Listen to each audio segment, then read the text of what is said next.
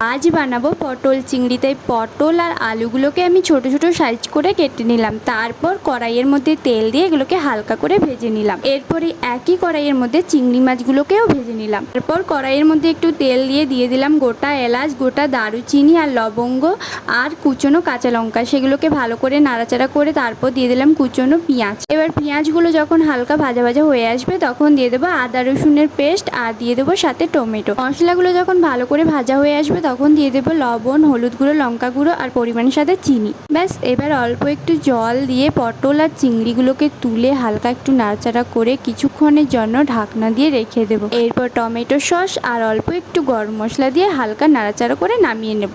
আর এটা খেতে কিন্তু বিয়ে বাড়ির পটল চিংড়ির থেকে কোনো অংশে কম ছিল না। তো ফ্রেন্ডস, তোমরাও কিন্তু বাড়িতে একবার এটা ট্রাই করতে পারো। তো চলো ফ্রেন্ডস, আজকের ভিডিও এই পর্যন্ত। ভিডিওটা ভালো লাগলে একটা লাইক অ্যান্ড সাবস্ক্রাইব করে দিও। চলো, টাটা।